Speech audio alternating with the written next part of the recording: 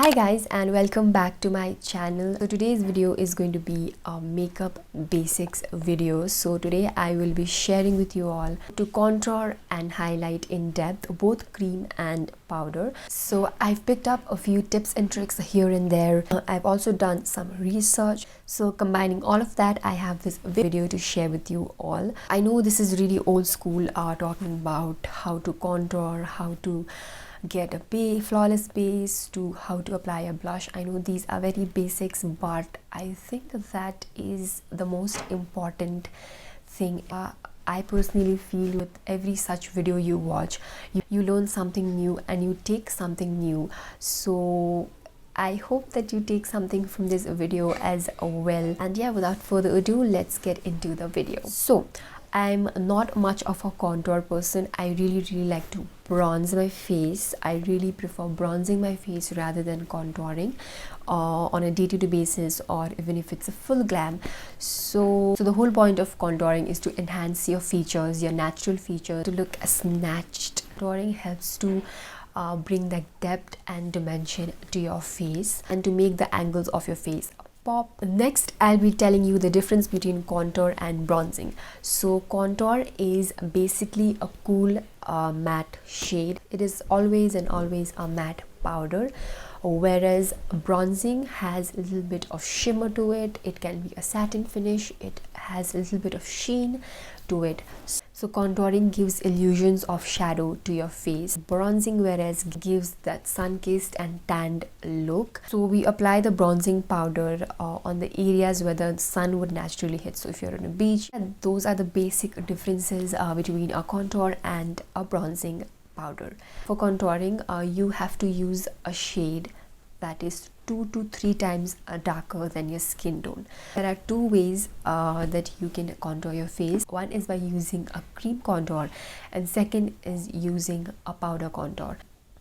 The most quickest and the easiest would be powder, because if you use a cream product, then you have to top it off with a powder so that the cream product does not move or budge. Now when you apply foundation, when you just apply foundation, concealer, and you powder the areas where you applied concealer, your face looks really flat. So you need to give that depth and dimension to your face. Remember it as a 3 shape. So you start from here on your temples, go right into your cheekbones, and then on your jawline. So that makes a 3. So that is how you can remember in the beginning, and when you practice it and you keep on doing it, you will definitely get used to it. Underneath your cheekbones, you make a fish face, you make a pouty face or a fish face, whatever you want to call it. If you have a broad forehead, you can take it on your hairline, or you can skip that part of your nose, your jawline, so that becomes a 3 shape. So everybody has a different face shape. Keeping that in mind, the placement of your contour is going to be different. So the easiest way to do that is to sit in front of a light, or if you sit in front of a sunlight, the place where you find the shadows, you apply concealer. The thing with nose contour, the wider you draw the lines, the more wide your nose is going to look. The more closer you draw the lines, the more narrow and snatched your nose is going to look. So areas where you usually apply a contour is hollow that you feel on your cheeks. That is where you apply your contouring powder.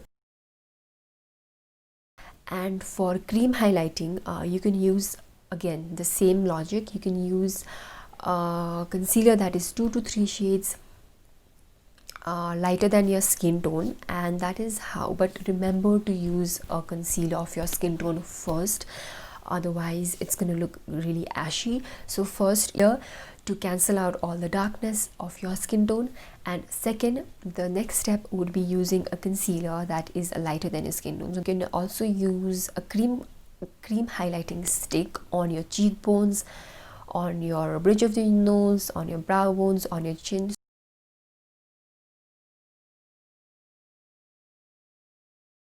Also, highlighting is also known as strobing. So the usual areas where you apply highlighting is on your cheekbones, where you feel the bone, on the bridge of your nose, on the tip of your nose, in your inner corners, on your brow bones, on your cupid's bow, and above the temples, and also on your chin. These are the usual areas where you apply your highlighter. And for cream contouring, you can use a cream contour stick like this, or you can also use 2 to 3 shades of a darker concealer. I think that's a really nice option.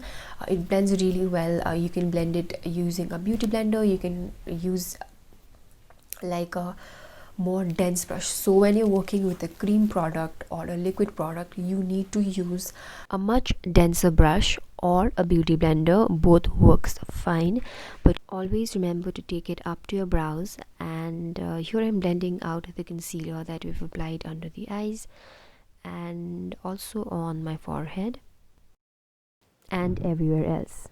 Blending the cream highlight here, and now let's set the areas where we have applied concealer with a powder. Now again, this is very important to set, and yeah, just doing that. Now coming to powder contour, taking some product, dusting off the excess and going over to where we've applied the cream contour and using a very light hand and just going over and lightly dusting it, also going on my forehead, and yeah, basically just going over the areas where we've applied the cream contour. Now while blending your contour, you can use 2 types of brushes, a more fluffier one or a dense one. Now here I'm using a more fluffier one because I want a softer look. So if you're going for a softer look, you can go for a fluffier one, or if you're going for that more focused and drizzly look, you can definitely go for a more focused one. Now for the nose contour, you can either pinch the same brush and use it, or you can use a smaller shading brush, whichever works fine. And yeah, just blending everything really well. Now here I'm going over with a powder highlighter on the areas where we've applied the cream highlighter, and yeah, dusting off the excess and going with a very light hand. Again, the key is going with a very light hand. That is how you get a more softer and beautiful finish.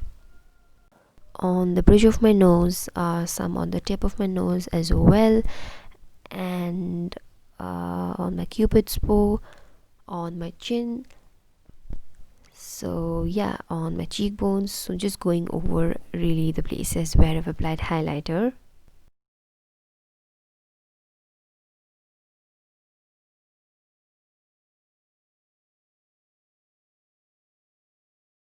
You can also take some on the inner corners. It really brings out the eyes and it looks really nice.